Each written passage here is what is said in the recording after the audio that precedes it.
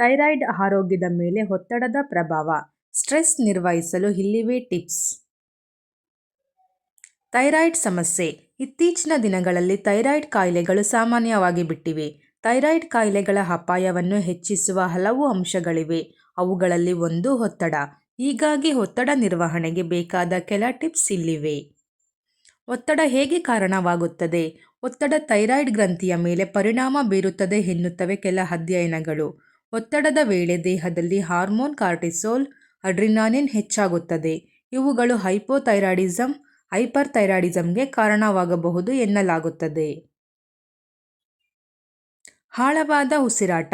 ಒತ್ತಡ ನಿರ್ವಹಿಸಲು ಆಳವಾದ ಉಸಿರಾಟದ ವ್ಯಾಯಾಮಗಳು ಹಾಗೂ ಧ್ಯಾನ ಸಹಾಯಕ. ದಿನದಲ್ಲಿ ಸ್ವಲ್ಪ ಸಮಯವನ್ನು ಮನಸ್ಸಿನ ಉಸಿರಾಟಕ್ಕಾಗಿ ತೆಗೆದುಕೊಳ್ಳಿ. ನಿಯಮಿತ ವ್ಯಾಯಾಮ. ವ್ಯಾಯಾಮವು ಸಂತೋಷದ ಹಾರ್ಮೋನ್ ಎಂಡಾರ್ಫಿನ್ಗಳ ಬಿಡುಗಡೆಗೆ ಕಾರಣವಾಗುತ್ತದೆ. ಹೀಗಾಗಿ ನಿಯಮಿತ ವ್ಯಾಯಾಮ ಇತರ ದೈಹಿಕ ಪ್ರಯೋಜನಗಳೊಂದಿಗೆ ಒತ್ತಡ ನಿವಾರಣೆಗೂ ನೆರವಾಗುತ್ತದೆ. ಆರೋಗ್ಯಕರ ಆಹಾರ. ಹಣ್ಣುಗಳು, ತರಕಾರಿಗಳು, ಆಂಟಿಆಕ್ಸಿಡೆಂಟ್ಗಳಲ್ಲಿ ಸಮೃದ್ಧವಾಗಿರುವ ಆರೋಗ್ಯಕರ ಆಹಾರಗಳ ಸೇವನೆ ದೇಹದಲ್ಲಿ ಉರಿಯೂತ ತಗ್ಗಿಸುವ ಉತ್ತಮ ಮಾರ್ಗವಾಗಿದೆ. ಥೈರಾಯ್ಡ್ ಕಾರ್ಯಕ್ಕೆ ಅಯೋಡಿನ್, ಸೆಲೆನಿಯಂ, ಸತು ಪ್ರಮುಖಾಂಶಗಳಾಗಿವೆ.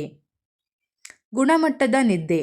ನಮ್ಮ ದೇಹ ಥೈರಾಯ್ಡ್ ಉತ್ತಮವಾಗಿ ಕಾರ್ಯನಿರ್ವಹಿಸಲು ಸಾಕಷ್ಟು ಅವಧಿಗೆ ಉತ್ತಮ ಗುಣಮಟ್ಟದ ನಿದ್ರೆ ಮುಖ್ಯ. ಹೀಗಾಗಿ 8 ಗಂಟೆಗಳ ಗುಣಮಟ್ಟದ ನಿದ್ದೆಗೆ ಆದ್ಯತೆ ನೀಡಿರಿ. ಭವಿಷ್ಯದ ಬಗ್ಗೆ ಹೆಚ್ಚು ಚಿಂತೆ ಬೇಡ. ನಿನ್ನೆ ಅಥವಾ ನಾಳೆಯ ಬಗ್ಗೆ ಚಿಂತಿಸಬೇಡಿ. ಇಂದಿನ ಬಗ್ಗೆ ಮಾತ್ರ ಗಮನ ಹರಿಸಿ.